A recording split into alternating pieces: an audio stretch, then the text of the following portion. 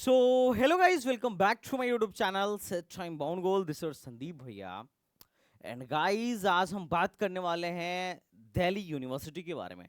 Delhi university से भी आप बीटेक कर सकते हो। दो ऑप्शंस हैं, एक तो आप सीयूईटी का एग्जाम दो और क्लस्टर इनोवेशन सेंटर से बीटेक करो, और दूसरा ऑप्शन है कि faculty of engineering and technology से आप बीटेक करो दिल्ली यूनिवर्सिटी के, और उसके लिए आप जेईई मेन का एग्जाम दो। तो सीआईसी पर ऑलरेडी मैं एक डिटेल वीडियो बना चुका हूं। आज बात होगी दिल्ली यूनिवर्सिटी का, और दिल्ली यूनिवर्सिटी में एडमिशन का प्रोसेस क्या है, ये कैसा है। चूंकि ये नया नया स्टार्ट हुआ है तो क्या है, वर्थ इट भी है या नहीं है।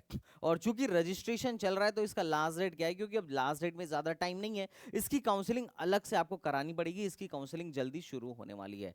तो जितने भी लोग दिल्ली यूनिवर्सिटी में इंटरेस्टेड हैं कि भैया मुझे डीयू से बीटेक करना है, तो भाई ये वीडियो आपके लिए है। वैसे आप में से हर एक को पता होगा दिल्ली यूनिवर्सिटी की रेपुटेशन काफ़ी ज़्यादा है, पर इसका जो faculty of engineering and technology है ये कैसा है, फी स्ट्रक्चर क्या है, और अच्छी बात है कि यहाँ फीस भी माफ होती है। माफ कैसे कराना है इसके बारे में हम थोड़ा सा यहाँ पर देखेंगे। तो चलिए शुरू करते हैं। तो अगर मैं दिल्ली यूनिवर्सिटी के बीटेक के बारे में बात करूँ तो आप यहाँ से जाके इस पोर्टल से जाइए admission.uid.ac.in। यहाँ से जाके आप रजिस्ट्रेशन लिंक पर क्लिक करिए, और इनके रजिस्ट्रेशन का लास्ट डेट जो है 25 मई है। क्या है भैया, 25 मई है। रजिस्ट्रेशन लिंक पर क्लिक करने के बाद से आपको जस्ट यहाँ पर क्या कर देना है, रजिस्ट्रेशन करना है। रजिस्ट्रेशन कर देना है। अब ये लिंक मैं आपको अपने टेलीग्राम चैनल पर प्रोवाइड करा दूंगा। आप न्यू रजिस्ट्रेशन पे जाइए और क्या करिए, रजिस्ट्रेशन करना शुरू कर दीजिए। तो चलिए हम आगे देखते हैं कि दिल्ली यूनिवर्सिटी कैसी है। अगर मैं यहाँ के ब्रांचेस की बात करूँ तो दिल्ली यूनिवर्सिटी में अभी लास्ट ईयर ही,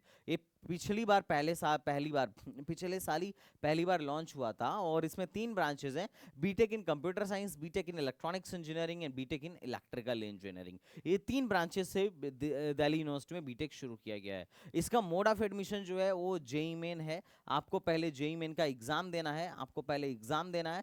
एग्जाम के बाद डीयू के पोर्टल पे रजिस्टर करना है, जैसे मैंने आपको बताया, और रजिस्ट्रेशन के बाद आपको काउंसलिंग में पार्टिसिपेट करनी है। तो आप लोगों ने एग्जाम दे ही दिया है, लगे हाथ अब 25 तारीख से पहले रजिस्ट्रेशन करवा दीजिए, और काउंसलिंग का शेड्यूल आगे चल के आएगा तो वी विल प्रोसीड फर्दर। अब बात करते हैं कि इसका लास्ट डेट क्या है। तो लास्ट डेट ऑलरेडी 25 अप्रैल से चल रहा है, और लास्ट डेट 25 मई का है। लगभग लगभग 1 मंथ का टाइम। अब काउंसलिंग का शेड्यूल क्या है, तो देखो काउंसलिंग का शेड्यूल अभी आया नहीं है। काउंसलिंग का शेड्यूल अभी आएगा। अब अगर आप चाहते हो कि आपको ये टाइमली पता चलता रहे तो आप चैनल को अभी सब्सक्राइब कर लो, क्योंकि जब भी काउंसलिंग का शेड्यूल रिलीज होगा मैं उस पर एक डिटेल वीडियो बना दूंगा, और शॉर्ट भी बना दूंगा, और टेलीग्राम चैनल पर इंफॉर्मेशन भी डाल दूंगा। तो आप फटाफट टेलीग्राम चैनल को भी ज्वाइन कर लो, कोई भी अपडेट आपसे मिस नहीं होनी चाहिए। क्योंकि ये जो छोटे छोटे अलग अलग कॉलेजेस होते हैं, जो अलग अलग कॉलेज लेवल की काउंसलिंग होती है, कई बार ऐसा होता है कि यहाँ बड़े लो रैंक तक एडमिशन हो जाता है, और हम बड़े बड़े काउंसलिंग के पीछे भागते हैं, क्योंकि पूरी दुनिया उसे जानती है, पूरी दुनिया उसके पीछे भाग रही है, और हमारा नुकसान हो जाता है।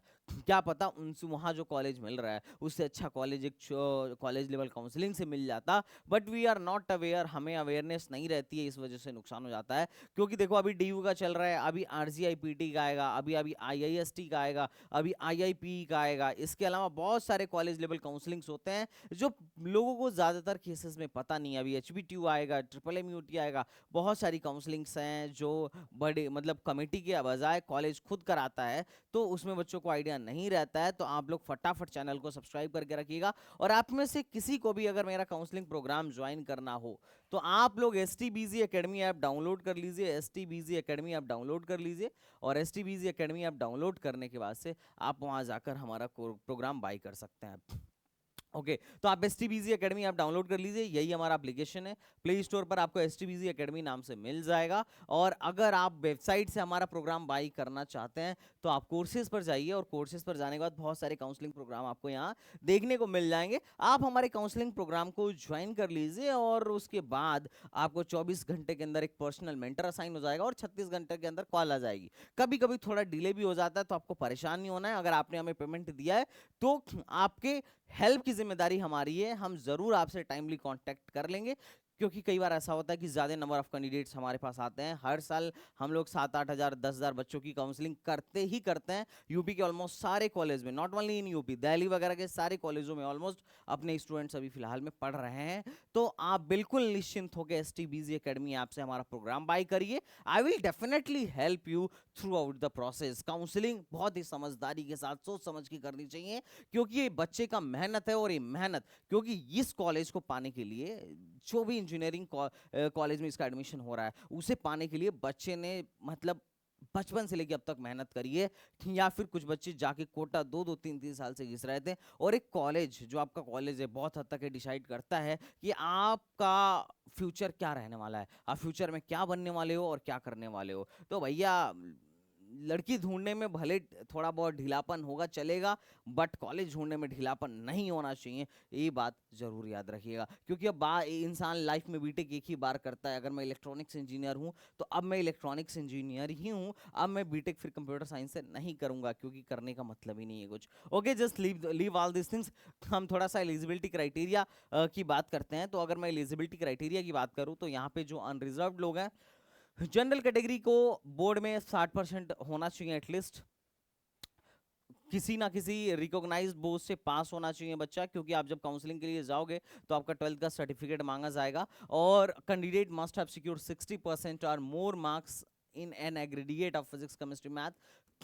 पीसीएम में आपके क्या होने चाहिए, अनरिजर्व्ड में 60% होना चाहिए, साथ ही साथ इंग्लिश पास होने चाहिए। और ईडब्ल्यूएस वालों का 60% होना चाहिए, एसटी का 50%, पीडब्ल्यूडी का 50% और ओबीसी का 55% होना चाहिए। अगर आप इस क्राइटेरिया में आते हो तो you are eligible for Delhi university. Okay, ठीक है। और आपके पास साथ ही साथ जेई मेन का भी क्या होना चाहिए, स्कोर कार्ड होना चाहिए। ओके, अब बात करते हैं कि यहाँ पर रजिस्ट्रेशन फीस कितना लगने वाला है। तो DU में रजिस्ट्रेशन फीस 1500 लगने वाला है, और बाकी बच्चों का जो SC ST है उनका 1200 रुपये लगने वाला है। तो रजिस्ट्रेशन प्लस काउंसलिंग चार्ज इनका काफ़ी ज़्यादा है। अगर ये आपका सीट डिस्ट्रीब्यूशन है, इलेक्ट्रॉनिक्स कंप्यूटर साइंस में लगभग आपके 145 सीट्स हैं। इसमें कुछ सुपर न्यूमररी सीट्स बढ़ाई गई हैं। ओके, और इलेक्ट्रॉनिक्स में भी 145 सीट हैं, और केमिकल में भी 145 सीट हैं। तो बाकी मैंने आपको डिस्ट्रीब्यूट करके दिखा दिया है कि अनरिजर्व सीटें 48 हैं, ओबीसी का 33 है, एससी का 18 है, एसटी का 9 है, ईडब्ल्यूएस का 12 है। आप इसको डिटेल में देख सकते हो। अगर मैं टोटल फीस की बात करूं तो यार ये चीज मुझे बहुत चुभती है कि गवर्नमेंट कॉलेज होने के बावजूद भी इनकी फीस है 2,16,000। काफी हाई फीस है faculty of engineering and technology की। जो दिल्ली यूनिवर्सिटी है, यहाँ के बीटेक की फीस काफी हाई है, जबकि CIC वालों की फीस मात्र 20,000 है। तो ये फीस स्ट्रक्चर इन्होंने बहुत महंगा रख रखा है। और जब आपको यहाँ सीट मिलता है तो सीट एक्सेप्टेंस फीस, जैसे आप जब काउंसलिंग कराओगे ना, तो काउंसलिंग के बाद आपको जैसे ही सीट अलॉट होगा, ये लोग बोलेंगे कि सीट एक्सेप्टेंस फीस जमा करिए। मान लो मुझे इलेक्ट्रिकल मिल गया, तो भी मुझे 1 लाख देना पड़ेगा, तभी मैं अगले राउंड में जा पाऊंगा। और अगले राउंड में फिर मेरा हो सकता है कि इलेक्ट्रिकल से इलेक्ट्रॉनिक्स या फिर कंप्यूटर हो जाए।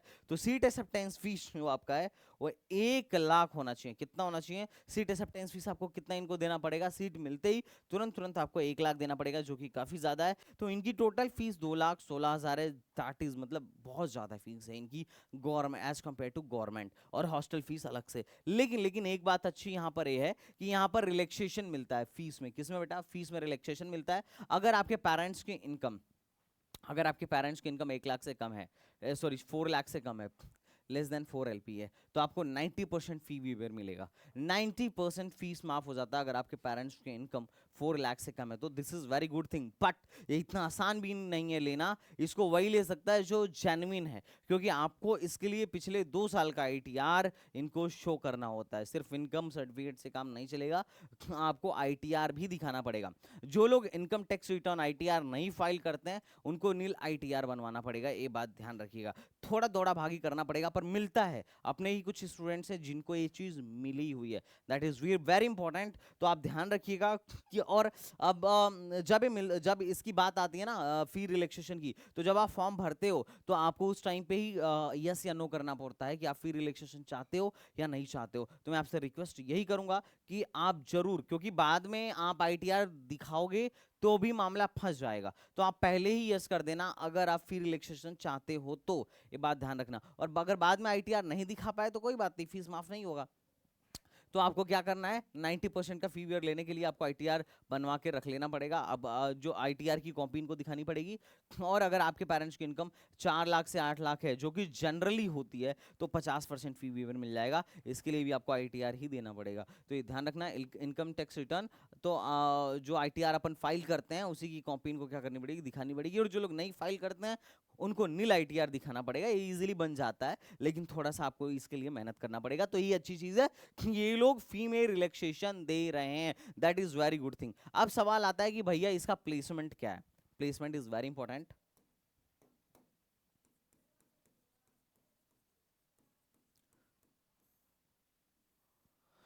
अगर मैं प्लेसमेंट की बात करूं तो देखो ये लास्ट ईयर ही स्टार्ट हुआ है। ये लास्ट ईयर ही स्टार्ट हुआ है, तो अभी कोई बैच ही नहीं निकला है, तो प्लेसमेंट पे मैं कोई कमेंट नहीं कर सकता। और अभी इनका टीपीओ भी नहीं बना है। पर ध्यान रखना, इनके पास अच्छा ऑप्शन है, इनका टीपीओ बन रहा है। तो एक इनका खुद का टीपीओ होगा, और एक जनरल जो टीपीओ है दिल्ली यूनिवर्सिटी का, वो भी इनके लिए मतलब जो दिल्ली यूनिवर्सिटी में जितने बच्चे पढ़ रहे हैं उनके लिए ओपन रहता है। तो इस बात का आपको फायदा देखने को मिल जाएगा। तो you can apply year for placement. Placement तो अभी निकला नहीं है, लेकिन आई होप कि प्लेसमेंट इसमें ठीक ही हो। तो अब इसमें मैं ज्यादा कुछ कमेंट नहीं करूंगा, इसमें कोई कमेंट नहीं कर सकता है। लेकिन कट ऑफ पे एक आइडिया मैं देख सकता हूँ। लास्ट ईयर लगभग लगभग 50 to 60,000, आई थिंक 64,000 पे लास्ट बंद हो गया था।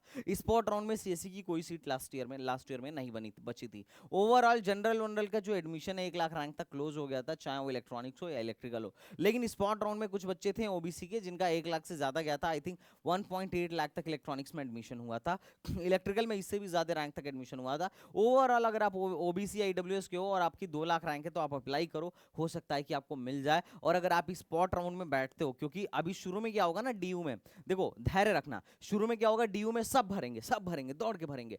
बाद में क्या होगा कि जब जोसा में उन्हें इससे बेटर कॉलेज मिलेगा, एकेटीयू में इनसे बेटर कॉलेज मिलेगा, आईपीयू में जाग दिल्ली में जब इससे बेटर कॉलेज मिलेगा, तो सब छोड़ के भागेंगे। तो वो सीटें स्पॉट राउंड में भरी जाती हैं। तो आप चाहो तो डायरेक्टली मिड एंट्री भी ले सकते हो। अगर आप शुरू में फॉर्म नहीं डाल रहे हो डीयू का, और मान लो डेट निकल गई या फिर आपका मन हुआ कि नहीं डालते हैं, और बाद में अगर आप डालते हो, तो बाद में आप मिड एंट्री भी ले सकते हो, कोई दिक्कत वाली बात नहीं है। तो स्पॉट में इनके यहाँ लगभग 2-2.5 लाख रैंक तक एडमिशन होने की प्रोबेबिलिटी रहती है।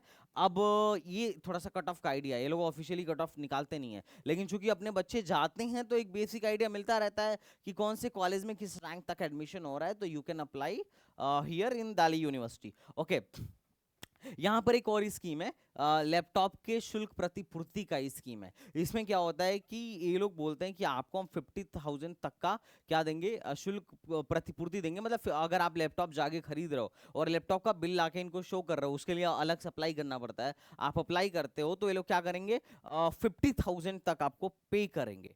ये सिर्फ लैपटॉप पे है, मोबाइल या टैबलेट पे नहीं है, ध्यान रखना। तो अगर आप इस कॉलेज में जाते हो तो लैपटॉप के लिए आपको अलग से पैसे दिए जाएंगे। वैसे जो पिछले बार बच्चे एडमिट हुए थे, आई थिंक अब तक उनका पैसा आया नहीं है, लेकिन इन लोगों ने बोला है कि दे देंगे, बच्चों ने अप्लाई कर दिया है। तो आई होप जल्दी ही उनका आ जाएगा, जहां तक मेरी इन्फॉर्मेशन हो सकता है इट में बी रॉन्ग, लेकिन ये देंगे जरूर, क्योंकि इनके ऑफिशियली वेबसाइट पे भी मेंशन है। और वहाँ के जो बच्चे पढ़ रहे हैं उन्होंने भी बोला है कि हाँ, इन्होंने बोल रखा है। तो यहाँ पे आपके लैपटॉप की शुल्क प्रतिपूर्ति की जाएगी। आपको क्या करना होगा, वही चीज़ है कि मतलब आपके एडमिशन के बाद फर्स्ट ईयर में आपको अप्लाई करना पड़ता है, और आपको बाई करने के बाद से आपको क्या करना होता है, इनको वो मतलब ले जाके इनके यहाँ अप्लाई कर दीजिए, अपना बिल ले जाके। तो ये आपको क्या करते हैं बाद में 50,000 रुपीज तक का शुल्क प्रतिपूर्ति करते हैं। तो ये बहुत अच्छी चीज मेरे को लगी। अब मैं बात करता हूँ इस कॉलेज के प्रोस एंड कॉन्स का। तो मैं पहले प्रोस बताता हूँ कि भाई यहाँ पे डिग्री जो है दिल्ली यूनिवर्सिटी की मिलेगी। यहाँ पे आपको जनरल टीपीओ का भी सपोर्ट मिल सकता है। कॉलेज काफी अच्छे लोकेशन पर है, तो दैट्स ऑल्सो गुड। अब अगर मैं बात करूं तो यहाँ पर फी में कंसेशन है, जो कि बहुत अच्छी बात है। और कॉलेज चूंकि दिल्ली में है, तो एक अच्छा एक्सपोजर है, दिल्ली में पढ़ने का आपको मौका मिलने वाला है। और ये लोग लैपटॉप भी फ्री में दे रहे हैं अपने इस स्कीम के तहत, तो ये भी बहुत अच्छा पॉइंट है। These are some pros. अब अगर मैं कॉन्स की बात करूं तो भाई फीस स्ट्रक्चर बहुत हाई है, हॉस्टल की बहुत शॉर्टेज है, इनके हॉस्टल बिल्कुल नहीं है। इन लोगों ने क्या कर रखा है कि दिल्ली यूनिवर्सिटी के बाकी हॉस्टलों के साथ एक एक दो दो सीट, दो दो तीन तीन सीट का टाई अप कर रखा है, वो भी बहुत कम लोग को मिलता है based on merit and category. तो हॉस्टल सबको नहीं मिल पाता है, हॉस्टल की बहुत समस्या है यहाँ पर, ये बात भी आप ध्यान रखिएगा, आपको पीजी लेके ही रहना पड़ेगा। अब बात करते हैं इंफ्रास्ट्रक्चर की। तो देखो इनकी तो अभी बिल्डिंग नहीं है, आई थिंक बीएलएलबी वालों की बिल्डिंग थी जिसके फर्स्ट फ्लोर पे आई थिंक बीएलएलबी की क्लास चल रही है, और इनकी सेकंड और थर्ड फ्लोर पर इनकी क्लासेस चलती हैं। इनका खुद का जो डिपार्टमेंट है, जो बिल्डिंग है, वो अलग से बन रहा है, उसमें टाइम लगेगा, हो सकता है कि 2026-27 शुरू हो जाए एज पर माई इंफॉर्मेशन, जो मुझे इंटरनली पता चला था। तो ये चीजें इनका इंफ्रास्ट्रक्चर भी अभी रेडी नहीं है, अभी क्लासेस वहीं चल रही हैं। ओके, अब इनका टीपीओ अभी वर्किंग फेज में, अभी टीपीओ भी इनका ट्रेनिंग एंड प्लेसमेंट ऑफिस भी अभी लॉन्च नहीं हुआ है, जहां तक मेरी नॉलेज है जल्दी लॉन्च हो जाएगा, क्योंकि अभी क्या है कि यहाँ पर काम थोड़ा सा चल रहा है, यहाँ पे अभी ये ऑन ग्रोइंग फेज में है, क्योंकि लास्ट ईयर ही स्टार्ट हुआ था, तो कॉलेज को इस्टेब्लिश होने में थोड़ा बहुत टाइम लगेगा, तो डिपार्टमेंट अभी वेल एस्टेब्लिश नहीं है, थोड़ा टाइम लगेगा। तो ये चीज़ है। अब थोड़ी बहुत बच्चों की वैसे ही ग्रो कर रहा है, लेकिन थोड़े बहुत बच्चों का ये भी कंप्लेन है कि यार थोड़ा सा मैनेजमेंट ढीला है या ऐसा है, तो जनरली कॉलेजों में होता है। अब मैं क्या कह सकता हूँ इस पर ओवरऑल दिल्ली यूनिवर्सिटी अगर आप कंसिडर करना चाहते हो तो कर सकते हो, क्योंकि आने वाले टाइम में अब चूंकि कॉलेज दिल्ली यूनिवर्सिटी का वो है, तो हो सकता है कि इसकी चूंकि ब्रांड वैल्यू तो डीयू की है ही, तो हो सकता है कि कॉलेज काफी ज्यादा डिमांडिंग हो, पर अभी ये इन प्रोग्रेस में है, अभी उतना ही भी ज्यादा वेल एस्टेब्लिश नहीं है। But I hope future bright हो और ये प्रोग्राम सक्सेसफुल रहे। तो I hope you are getting my point guys. तो आप में से अगर किसी को कोई डाउट है तो आप कमेंट बॉक्स में बता दीजिए रिगार्डिंग दिल्ली यूनिवर्सिटी, और बस इतना ही था। और आप लोग फटाफट जाके जिनको भी अप्लाई करना हो यहाँ पर दिल्ली यूनिवर्सिटी में, आप जाइए यहाँ से अप्लाई कर दीजिए। ओके, बाकी अगर आपके मन में कोई डाउट हो तो कमेंट बॉक्स में बताइए। बाकी आपके संदीप भैया हैं ही काउंसलिंग कराने के लिए, जब तक आप में से हर एक बच्चे का एडमिशन नहीं होता है। मैं यही हूं, मैं कहीं नहीं गया हूं। तो चलिए मिलते हैं नेक्स्ट वीडियो में, तब तक के लिए बाय बाय, टाटा एंड जय हिंद।